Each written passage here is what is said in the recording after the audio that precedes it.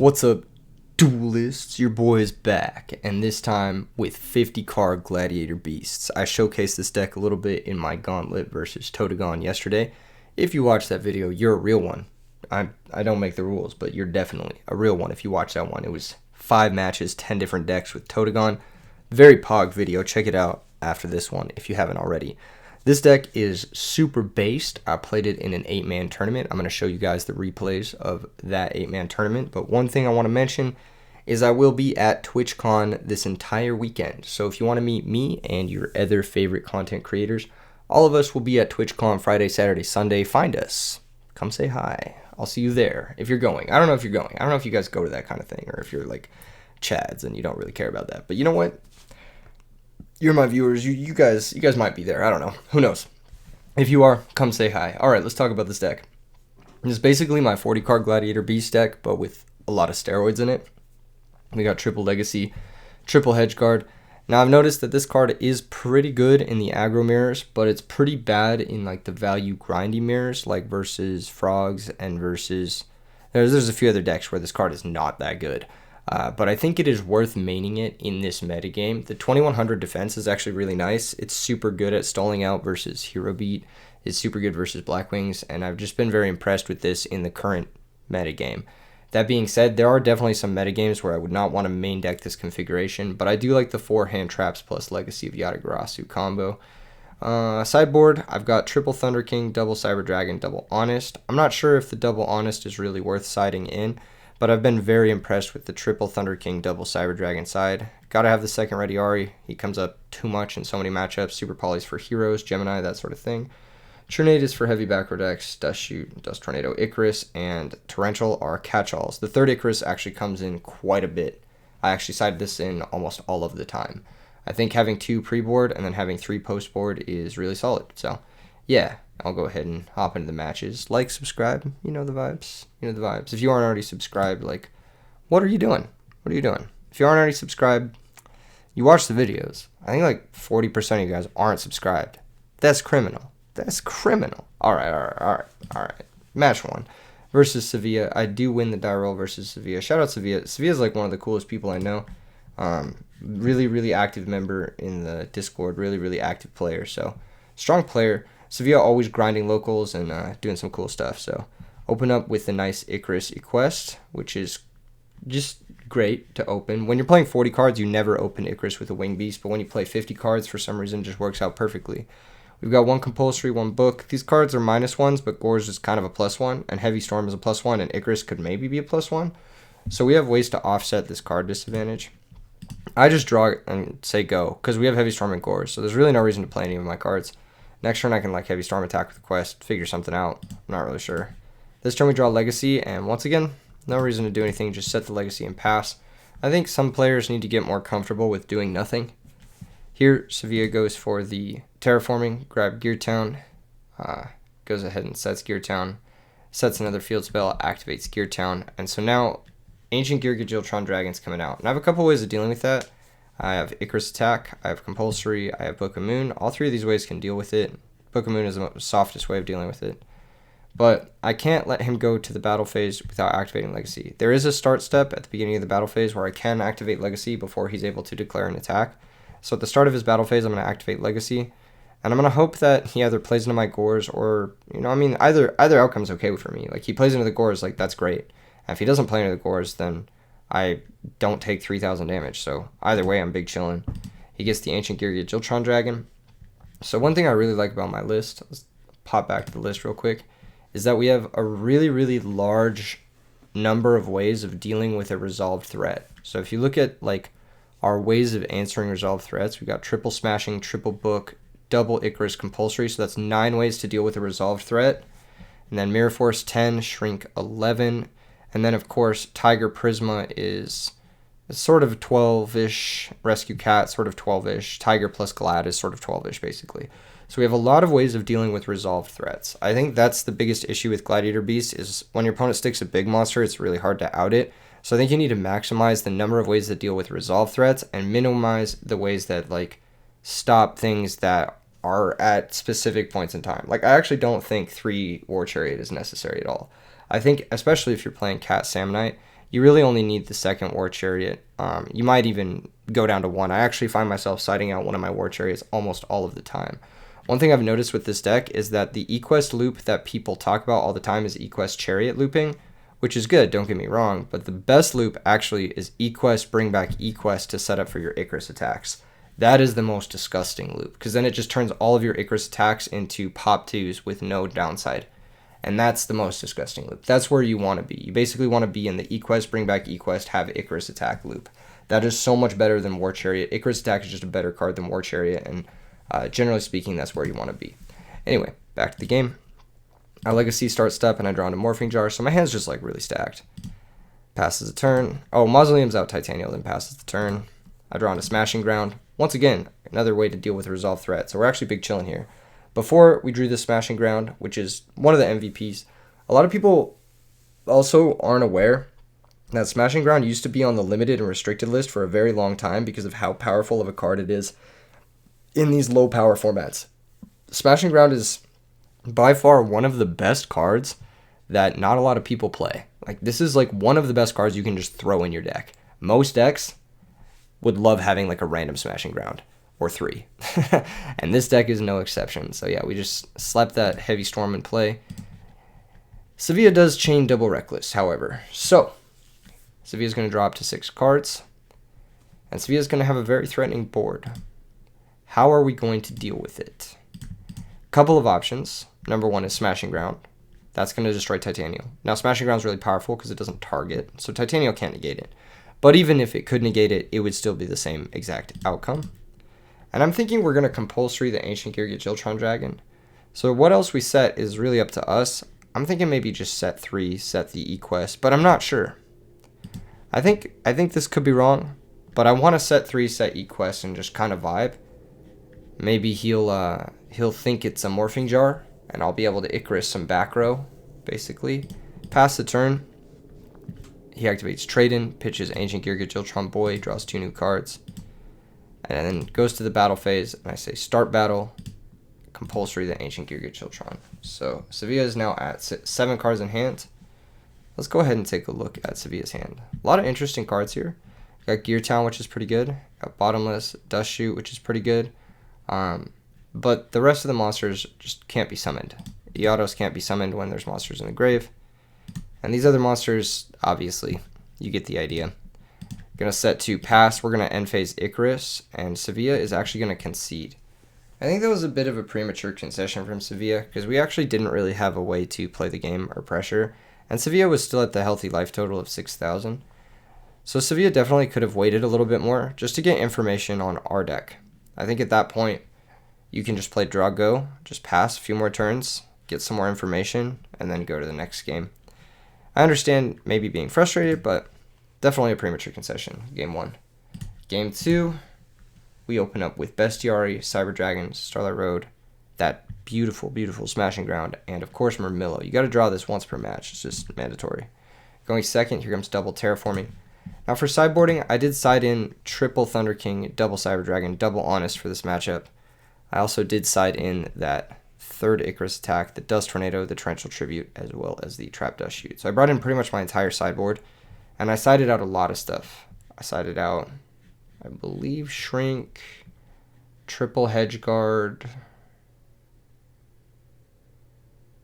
Morphing Jar, Gores maybe? I don't fucking know. I sided out a lot of cards. That's all you need to know, alright? Upstart's getting activated. Another trade-in. Another upstart. We're starting the game at 10,000. Love to see it.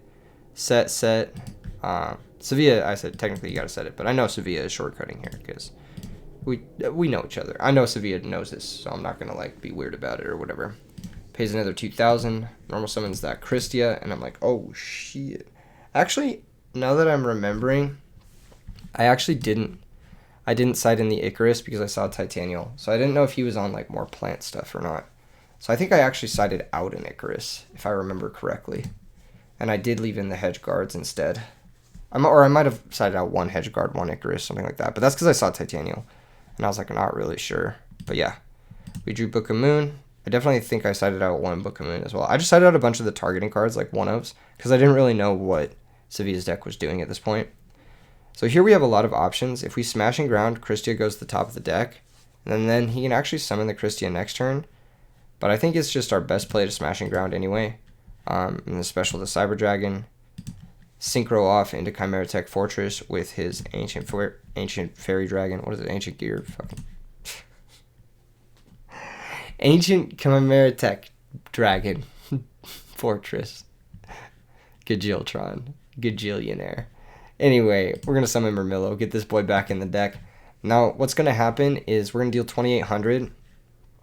Murmillo is going to tag into Laquari. Next turn, Sevilla is going to draw that Christia, resummon the Christia, attack. We are going to book the Christia. Then we are going to contact fuse with Bestiari on our turn and our Laquari. And we are going to make Geyserus, blow up the Christia, and it'll go to the grave because it'll be face down. So, yeah, that's the game plan here. Think a couple turns ahead, set up for that game plan. And in order to set up for that game plan, we do need to get this Murmillo out of our fucking hand. So, yeah, Murmillo attacks for 800. Chimera Tech attacks for 2,000. Now, the smartest play here is actually go Ready Ari to play around bottomless, but they didn't bottomless my Cyber Dragon, so I'm pretty sure it's not bottomless at this point. I actually have a read that it is Starlight Road because Sevilla didn't activate it at all. So I'm like, it's got to be Starlight Road, right? So I set Starlight, set Book of Moon, pass the turn. Sevilla draws that Archlord Christia. Sevilla activates Reckless Greed. So I was just wrong, basically. I thought it was Starlight Road, but I was just wrong. Draws 2 more cards. Pays another 2,000. Normal summons Christia. Attacks the Laquari. I book the Christia. They Typhoon my other back row. They set a new back row and they pass. And then, yeah, we're just going to execute the game plan. Set Bestiari. Contact fuse into Geysers. And now, question here for the viewers. Do you play around Starlight Road now?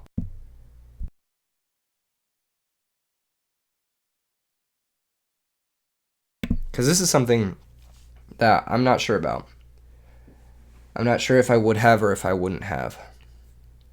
I mean, let me know in the comments below if you would just pop the Christia or if you would pop the Christia plus the back row and just try to go for the game shot.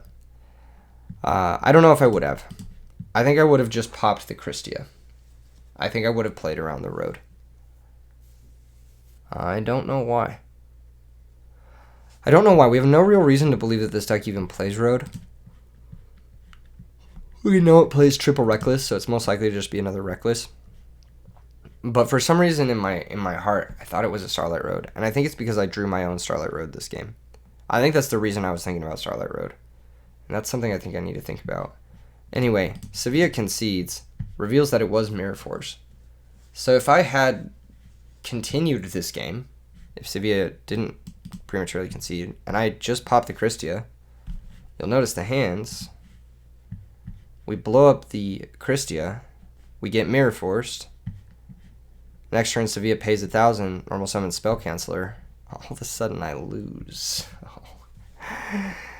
Good thing there was a premature concession. All right, next match. The Pete's Pizza going second, sadly. Now, we played against Pizza in a recent 8-man, and Pizza was playing Frogs, so I have every reason to believe that Pizza's playing Frogs, and yeah.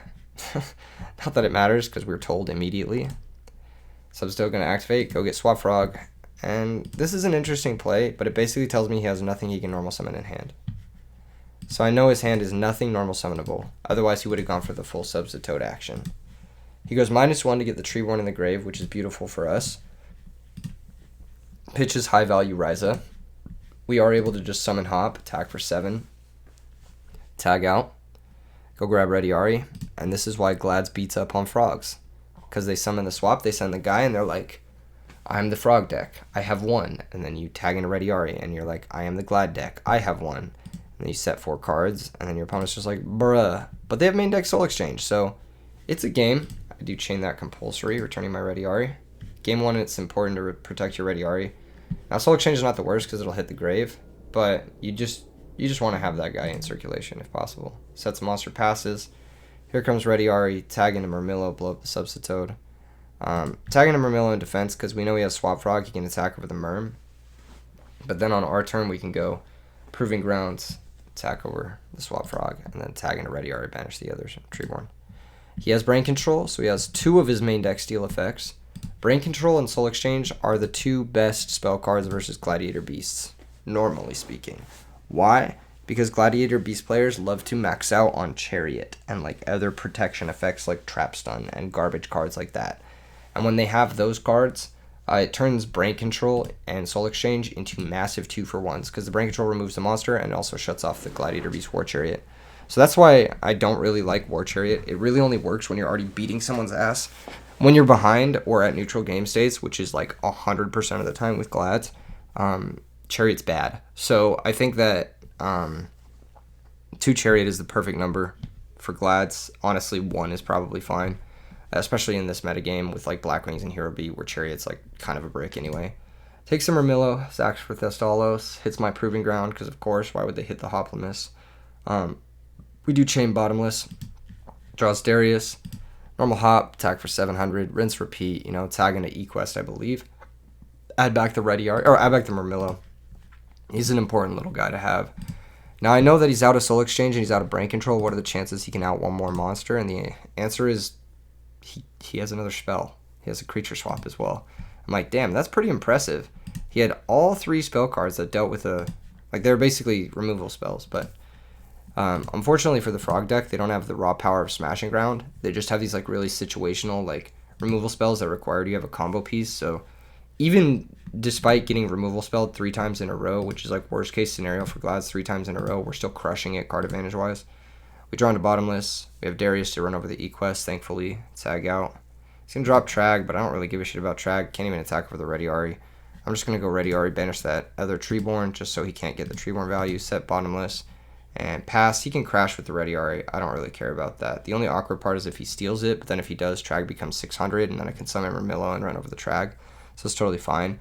What he should do here is actually switch the Tragodia to attack position so that I would have to crash the Ready Ari into it, but instead he leaves it in defense and passes, which is for sure a misplay, because now it lets me tag out the Murmillo that he knows that I have, and the Ready Ari that is in play.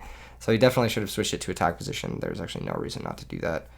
Pretty big mistake from the opponent, and now we're just going to cascade the card advantage. We're going to grab Murmillo, we're going to grab E-Quest, and we're going to go up 7 cards to 2, and the game's just going to be over from this point. Here comes Heavy Storm, here comes Starlight Road, and there's a concession. Note in that game, we could have Heavy Stormed and procced our own Starlight Road, but I felt that it wasn't necessary. I felt that it could have potentially led to a lost game if he was able to creature swap my Stardust at some point. So there was no reason for me to do that. This game we open up with Dust Shoot, but we do have 4 monsters, which is pretty unfortunate. None of them are Tiger either, so it's pretty annoying. Just draw pass. We do draw a Tiger though, which is nice. We're able to go E-Quest, and we don't want to attack into cores right now because we can't really deal with it. Plus we have Dust Shoot to take a potential cores. And as you can see, there was a Battle Fader. So it was a good thing that we used the Dust Shoot to take the Battle Fader. But unfortunately, there is Soul Exchange into Jinzo, so we're forced to burn our Tiger pretty quick here. And I didn't side in my Cyber Dragons this game. So against Frogs, I don't actually have that much to sideboard. I only have Dust Shoot and Torrential and Icarus. And I just side those in over like Space Typhoon, Heavy Storm. And that's pretty much it. Sometimes like a Hedge Guard or 2 comes out.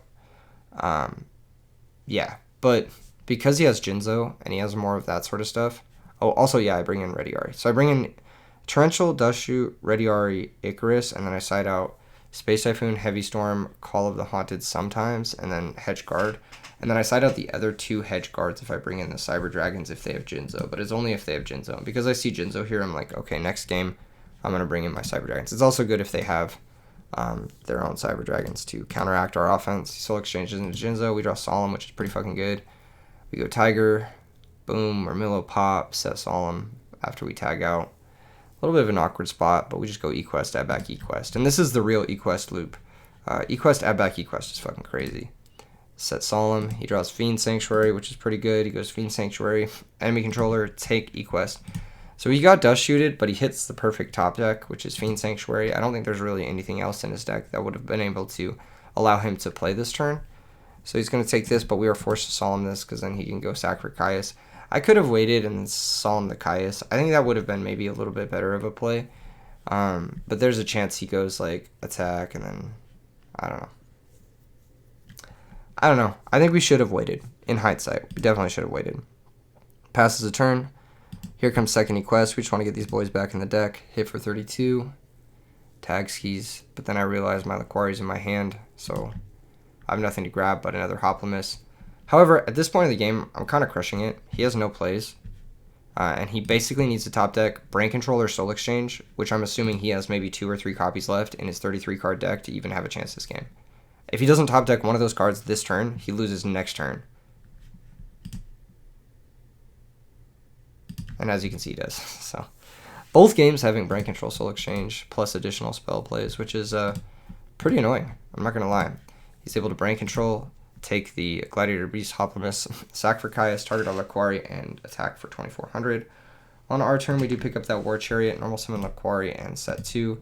The reason we're doing this is because I'm trying to bait him to go for the second Caius, target the Laquari, and then we'll War Chariot it. If he attacks over the Laquari, main phase 2, he'll sack for Caius, and that's bad for us, but I'm just trying to bluff something here. On his turn, he draws Creature Swap, so he top decked basically 3 back-to-back perfect spells and was able to utilize them to win the game. That was a very smart play there. Creature swapping us to Caius and going Caius, target Caius to play around War Chariot. I think that was a very heads-up play from Pizza, and so nicely done. Nicely done. Nicely top-decked as well. Sacker. No, I'm just kidding. Moving into game 3, I did side in those Cyber Dragons. That was the big change. Everything else is pretty much the same. And as you can see, we do draw that Cyber Dragon, which is very nice. Got the Book of Moon, got a bunch of Glads. Pretty easy set 2 pass with the Quest up. Swap Frog, send Treeborn Frog. Set 2 pass from the opponent. I'm like, oh, that's interesting. Let's just Legacy, see what we get. We draw into one of our Ready Ari. We do have 2 post board. I attack for 1600. He books my guy, and I'm like, that's pretty good. We've got Icarus attack, so we'll take that +1 every day of the week. He draws, he sacks for Jinzo, and I have a few options here. I could book the Jinzo, but then I would be using my book and not my Cyber Dragon. And I'd rather have my Cyber Dragon get value. I have a bunch of superfluous Glads, and I can always just go E-Quest, add back E-Quest. So like losing this E-Quest means nothing. I'd rather save the book and spend my Cyber Dragon effectively. This is a play that a lot of people would mess up. They would book the Jinzo here, but no, you're absolutely supposed to let your E-Quest die, special Cyber Dragon. Normal a monster, get in under Torrential, get in under any trap cards, and then Contact Fuse into Chimera Tech. So yeah, definitely the play there.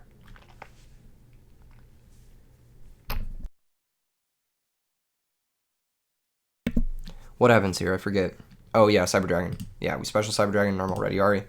He tries to enemy controller the Cyber Dragon, but we just book our own Cyber Dragon. And that's why it's right to save the book. Now we have a Cyber Dragon and a Ready Ari in play, and we're potentially E-Questing back the E-Quest.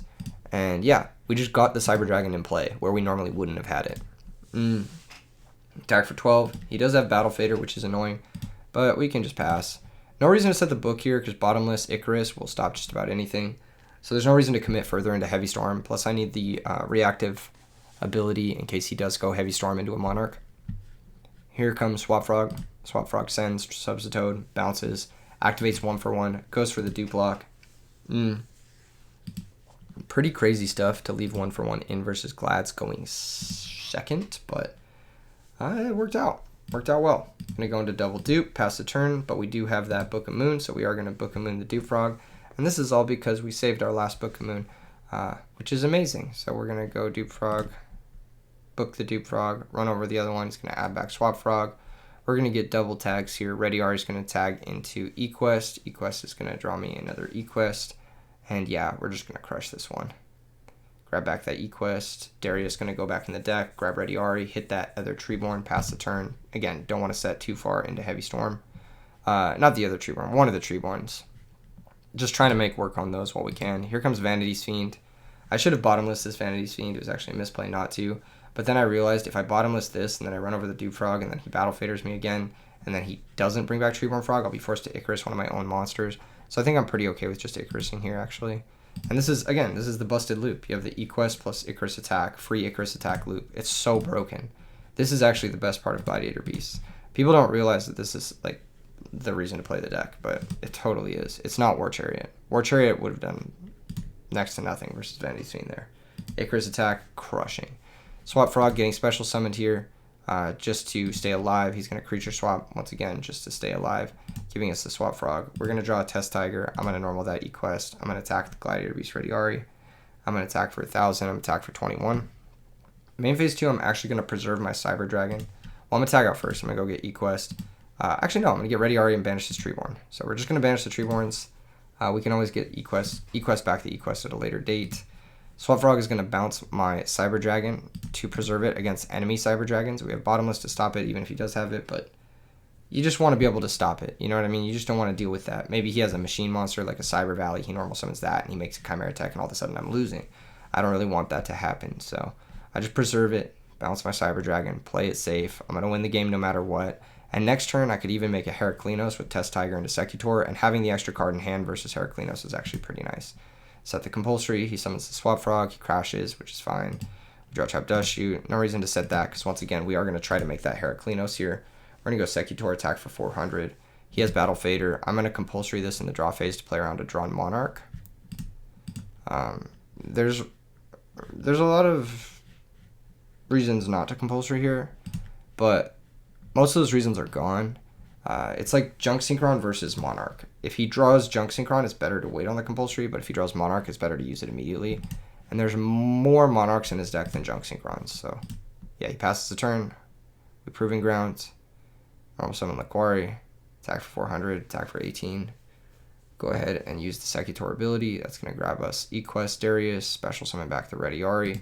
And now here what I should have done was not tag into Ready Ari, but then actually I thought about it. I'm like, how do I lose this game? He has 2 darks. If he can get a 3rd dark in the grave, like maybe crash a 3rd dark and then, or like he draws a DD Crow or something, he pitches DD Crow and he special summons Dark Armed. Like maybe that's the way I lose this game. There's just no way I can lose this game, even if I don't make Heraclinos. So I'm just going to go Ready Ari and try to like banish Jinzo. Call of the Haunted is another way we could have lost this game. Call of the Haunted on Jinzo would have really messed us up. So he draws Book of Moon. He's going to book and reveal the Hino, which is a cool card, but again, it's not going to do much versus Gladiator Beast. Probably a card you should side out versus Glads. And I'm like, yeah, it's a bad matchup for you. I think Glads kind of destroys Frogs. And if Frogs ever gets too popular, Glads just comes back into the metagame and it's curtains. All right, moving on to the finals of the 8-man. I'm playing versus Furman Supreme, the real one. I actually boarded with him at RBET Orlando. Really nice guy. Really, really cool guy. I have nothing but nice things to say about him. Strong player. We played a little bit at the Airbnb, and he showed me this deck that he's been working on. He was actually working on it all the way up until his flight at the airport in Orlando. Roundnook helped him out with it a lot. It's a really cool deck. It's actually one of the sickest decks I've ever seen. So you guys, this is just like a testament to how cool Edison format is as a whole, because his deck is like it's a deck I've never seen before, and it's a deck that he's like come up with on his own and like found these hidden synergies. It's really cool. Anyway, he goes Card Trooper, Mill 3. He hits Machina Fortress, as well as Phoenix Wing Windblast. He pitches Orichalcos Shunoros, which most of you guys have probably never seen this card before, because neither had I. This monster is, I believe, a 10-star Dark Machine, question mark attack, 0 defense. Cannot be normal summoned or set, must first be special summoned by its own effect. At the end of the damage step, if your normal monster is destroyed by battle, you can special summon this card from your hand. It gains 1000 attack for each monster your opponent controls. Face up level 4 normal monsters on the field cannot be destroyed by card effects. Now you guys might think that this card can never be summoned, right? Wrong. Because you can actually summon this when your tokens are destroyed by battle. So if your Dandy tokens or your Gore's token is destroyed by battle, you can special summon this card from your hand. And it's actually pretty good. It's like a pretty decent comeback card. Like if your opponent has like 3 monsters and they run over a Dandy token, you special summon this guy, it's like a 3,000 monster. Like even if they have 2 monsters, 2,000 monsters is not bad for free. And it's a machine, so it's a 1-star or 1-card reborn for Machina Fortress. And he's going to do that on turn 1, and I'm going to look at my hand and be like, fuck, dude, I cannot deal with Machina Fortress. One thing about Glads is it does not deal with Machina Fortress very well. We do have Icarus attack, but Icarus attack into Card Trooper is like worst case scenario. So basically I'm forced to go Equest, attack the Card Trooper, and I can't actually afford to tag here because my Equest needs to be in play in order to turn on Icarus attack. I was thinking for a second, maybe go Bestiari, get Bestiari in the grave. Next turn I can just like book his guy, Cat into Darius into Bestiari. But there's probably not even a chance I'll be able to... Yeah, I don't know. I should have maybe gone Bestiari here. I think that, in my opinion, was the biggest misplay of this game. I was not going Bestiari. Instead, I just sit on Equest and pass. I was a little bit worried about like Lone Caius forcing me to Icarus my own 2 cards, but In that case, I'm still getting a 2 for 3, which I'm going to end up having to do anyway because I have to book the fortress just to deal with it, which is super fucking annoying. So I book that guy, passes a turn, improving ground, grab that bestiary anyway. So it's like, it's marginal. Like we end up getting to the same end result. So I don't think it was that much of a mistake. I actually don't think it affected the game at all, but it is one thing to think about in hindsight. Geyser's pops, attacks for 24, and here's Gores, which is really, really bad for us because we're forced to Icarus this basically. So we're forced to go into Equest for no value. And then I also do have to go into Ready Ari just to make sure he can't keep utilizing that fortress. It also shuts him off of Avarice once we've Icarus the Gores. Pass the turn. Now the Icarus here is super obvious because I tagged into a naked Equest, so it's like, what do you expect? Switch both. I'm going to Icarus both. It's like super obvious. That's what it is. There's like nothing you can tell about it. I draw into Bottomless, which is decent. It can deal with the next fortress. I'm going to go ahead and summon Equest and attack, but he has Battle Fader, which is like actually insanely good versus Glads. Battle Fader is really good versus this deck. I'm forced to set Bottomless and pass. Here comes Pitch Fortress Special Quick Draw. And the second I noticed he was pitching Fortress Special and Quick Draw, I realized it was probably Jover. It was probably Jover. He goes ahead and synchro, or he sacrifices for Sphere of Chaos, which is another really cool machine type monster that this deck utilizes. Sphere of Chaos is going to search for Dandelion. So you have easy Dandelion access here. He's going to special summon Jester Calm Feet. Synchro into Drill Warrior. I'm forced to Bottomless this. I can't deal with it otherwise. Otherwise, you can just keep pitching stuff, looping it, and there's nothing we can do. And it can get back stuff like Orichalcos or Machina Gear Frame to just give him infinite fortresses, which is really bad for me. But he has Solemn, so that drill we can't deal with. He's here to stay. Goes ahead and activates Recurring Nightmare, and now you're seeing the pieces come together. 0 defense, Dark Monster. 0 defense, Dark Monster. 0 defense, Dark Monster. You'll notice Battle Fader, 0 defense, Dark Monster. Let's take a look at the grave. Do we have any other ones here? No. But that's at least 4 targets for Recurring Nightmare. And this can buy you Kaya's food. It can buy you Quick Draw food. It can buy you Phoenix Wing food. It can buy you Fortress food. It is just a really, really powerful engine card in this deck. And it looks super tight. I love the artwork on this card. Anyway, he's going to Recurring Nightmare, and he's going to be able to bring back that Fortress. And now he has 3 monsters, which plays around our lone Hedge Guard, unfortunately. We were kind of hoping that he would only go 2 monsters. We'd be able to Hedge Guard into Murmello and blow up his Drill Warrior, but alas, we don't have that ability. So we are going to get hit for 1,000,000 damage. He's going to banish the Drill, smartly not pitching the Dandy in order to give us those tokens. We draw into a second Hedge Guard. Unfortunately, we don't have plays here.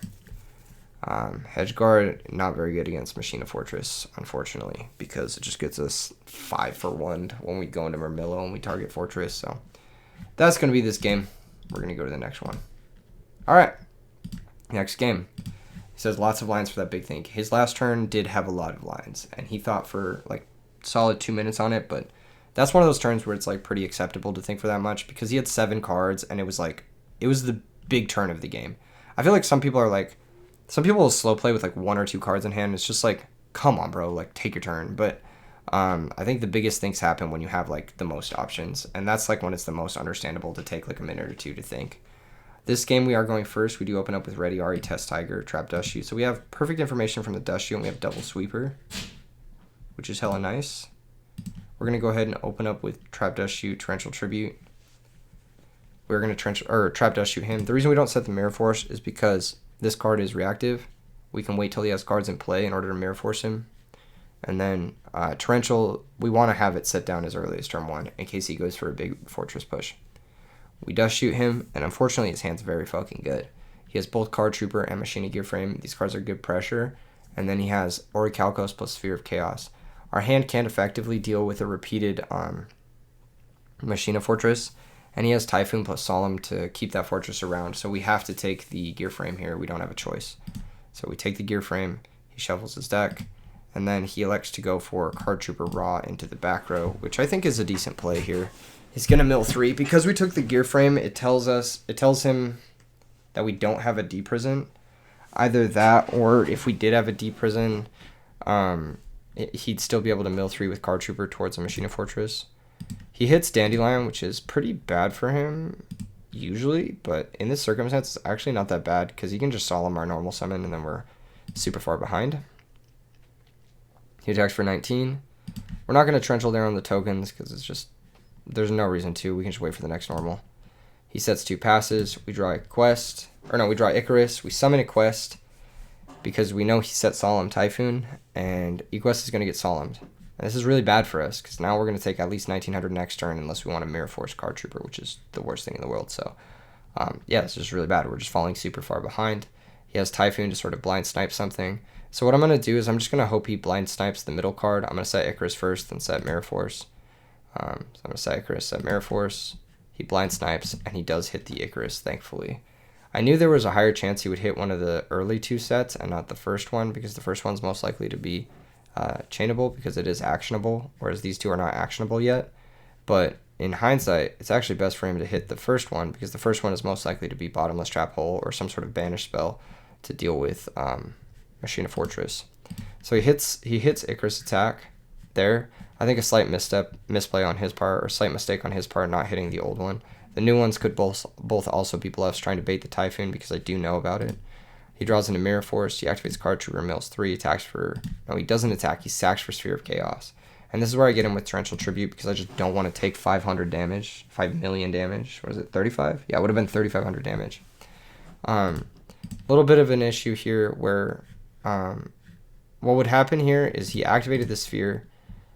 Sphere would be Chainlink 1, so Torrential would resolve, then Sphere would resolve, then he would draw from Card Trooper afterwards, so he shuffles this card back because he should search first, and then, but then when he searched the second time after we corrected this, it turns out he had no target. So whether or not that changed the course of the game, I don't know. But basically what should have happened was, I'm not sure if this card can activate. I don't think this card can activate without a target. Yeah. So it was an error for him to activate this card because he has no targets left in his deck. I'm assuming Card Trooper, Dandelion are 2 of his only targets post board. He probably has Sangan, but probably sided that out. We draw into Thunder King, but it is best to connect with Ready Ari to play around Bottomless. I summon the Ready Ari and I try to attack. Now the only trap cards we've seen thus far are Solemn Judgment and Phoenix Wing Windblast. Summon Ready Ari attack plays the best around both of those cards. However, the Solemn is gone, so the only thing I have to predict is Phoenix Wing Windblast. That's the only information I have. I don't know what's in his deck, what's not in his deck. So far, what I've seen is just a heavy monster count engine, and then Recurring Nightmares plus Solemn and Phoenix Wing. I didn't know if there would be Mirror Force Torrential in his deck, but either way, we are going to get pretty owned by Mirror Force here. The other play is, if I had known Mirror Force was in his deck, the other play is just summon Thunder King Ryo and pass to play around him having Gear Frame in the next 2 draws, basically. But yeah, I mean, obviously he does have Gear Frame. He's going to Gear Frame, search Fortress, and this is a really bad situation for us. However, it's not as bad as you might think. Now, I know you guys are thinking, oh, he can pitch this, special summon the Fortress, and then equip the Gear Frame attack, and then I'm just fucked, right? But if you think about what he's seen so far, Torrential, Icarus are gone. Icarus isn't even actionable right now. If he pitches special summons Fortress, and he equips, that gets him blown out by Book of Moon, which I play 3 of, whereas if he doesn't equip, it gets him blown out by Mirror Force, which I play 1 of. So it's basically his chances are, what are the chances that I also have Mirror Force as well? It's a 25 versus 75%. Now, the blowout is worse if it is Mirror Force because I get a 2-for-1, whereas with Book of Moon, it's only a 1-for-1, and that's pretty crazy. Not crazy, what is it? I lost my train of thought there.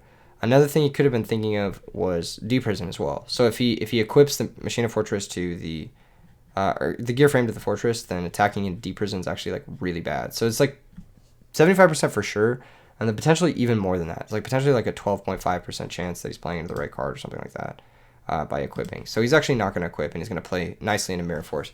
Now people are always like, oh, you should cut Mirror Force because people play around it. No, they don't, because they can't afford to play around it. They have to play around the other cards because you play more of the other cards. That's why you should never cut Mirror Force, because it's always good. It's basically always good. Your opponent won't play around it. You know what I mean? It's just the way it goes. Either way, he does have that Recurring Nightmare. So really solid 2 back-to-back top decks from him. Gear Frame into Recurring Nightmare, best possible situation for him. He's going to grab Battle Fader, and he's going to pitch the Orichalcos to summon the Machina Fortress. Now, if I was him, I probably would have grabbed the Sphere. but the sphere has no targets, so maybe Battle Fader's better. Anyway, on our turn we draw Typhoon, and I basically force to just set the Typhoon pass. He draws Sphere, he attacks for 25, we take it. He passes the turn, we draw Compulsory, and that's a great draw. Once again, if you look at our deck list here, where is that bad boy? Where's the deck list? Here it is. We've got a million ways to answer resolve threats. We've got triple Smashing Ground, triple Book of Moon. We have the Test Tiger, so any Glad would have done it at this point. We have that Compulsory. We have Mirror Force, which we already used. We have Shrink. We have Rescue Cat. So we have like a bunch of different ways. Prisma also does it. Gores technically kind of does it, sort of. So we have a million ways we could top deck to deal with resolve threats, and we just happen to draw one, which is what our deck is designed to do. And this is why I think you need so many of these types of cards. Once again, I don't think you need like this many of like specifically Compulsory, because Compulsory is like a hard -1. And between Compulsory and Book of Moon, I don't think you want more than 4 hard -1s, maybe 5 with Shrink in a 50 card deck. But in a 40 card deck, you don't want more than 4. I think 4 is like an upper limit of hard -1s. Even 3 is like kind of a lot. So in this deck, definitely we only want the 1 Compulsory. But in general, like having the Icarus attacks, having the Smashing Grounds, having like the guaranteed ways to just like clear shit like an annoying Machina Fortress is super important. He attacks the Thunder King, we bounce it with Compulsory. Main phase 2, he pitches a Sphere, specials the Fortress, and because this is an inherent special, we can negate it with Thunder King. Fortress does not activate. Here we draw Gores, and we're absolutely punished for setting our Space Typhoon, so we're just going to pass. We do know about Battle Fader. He draws Dark Arm Dragon, and I think he makes a big mistake here. He could have pitched Dark Arm Dragon to special summon Quick Draw Synchron, and then summon the Battle Fader, and then synchroed into Turbo Warrior, and just started beating us. Like, he could have just done that. He knows the last back row didn't answer Machina Fortress, because he attacked with Machina Fortress successfully into it. So I think he could have just gone for it, just said fuck it, he doesn't have it, and then just started doing it. This turn we draw into Bottomless Trap Hole, and now that window is completely closed for him. We set Bottomless Pass. This also gives us an opportunity to turn on our Gores by Typhooning our own Bottomless. He draws Caius the Shadow Monarch. Here he just passes again. We draw Road, and at this point I'm fully committed to setting everything I draw, so I set the Road. He pitches the Dark Arm for Quick Draw now, and as you can see, if you were going to do it, you might as well have done it when I had 1 back row, not now that I have 3. Normal's the Comfy, or Special's Comfy, Synchros into Drill, and we Bottomless that. Passes the turn. We have Darius now. Darius can attack. He's going to special summon the Battle Fader. And he does have the Caius, which is really annoying, but we can Typhoon our own Starlight Road here to turn on Gores. And then we're stable at 1,200 life points. So we pick up War Chariot. Once again, look at this situation. You're in this situation more often than not with Glads, where it's just like you just need an actionable card that pops something. The best way to gain advantage in this deck is by eQuest looping eQuest and using like actionable removal spells. The worst way to gain advantage is eQuest looping Chariot. I think it's important to play the Chariots just because it's a strength that the deck has and you can tutor them with Sammonite, but I think in general like they're much worse than just eQuest loop eQuest. Alright, Gores attacks over the Caius, attacks for 24, deal the 27, set the Chariot past the turn, opponent draws Quick Draw, pitches Special Fortress, and this will at least trade with the Gores. He attacks over the token. We draw Icarus attack, and this is another play that I think a lot of people would have missed, but the play here for sure is put him on 1 draw step, normal summon the Test Tiger, attack over the Fortress, give him the option to blow up the Test Tiger or survive. He's got to blow up the Gores. We attack for 600, and yeah, he's at nothing. He has 1 draw step. Can he draw something to out a Test Tiger, or does he just lose on the spot? Set the card. He draws a Lure. He activates it. He banishes the Orichalcos monster. But as you can see, his last monster does not out the Test Tiger. So putting him on that 2-turn clock, massively important.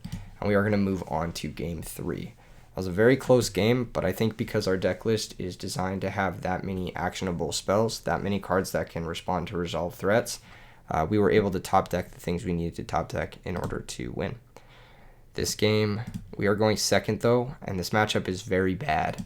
That being said, our hand is really strong. We have Icarus attack, which is a comeback play. We have Dust Shoot, which is busted. And we have Thunder King, which shuts off most of his deck if we can get it down early. He draws for turn. He pitches Dandy specials. And I'm like, this is fine. We have Icarus to deal with Drill. Drill's going to activate pitching Jester. He's going to set that 1 back row. Here, you have a lot of plays. But the best play is to just set a quest, set these 3 back row, and just vibe and chill. That's exactly what we do. Now Drill's going to come back. He's going to draw a card for turn. It's going to put him up to 4 cards, and then we are going to be able to dust shoot him. So here comes Drill. Drill adds a Dandelion, and then we activate the dust shoot, and we get to see his hand.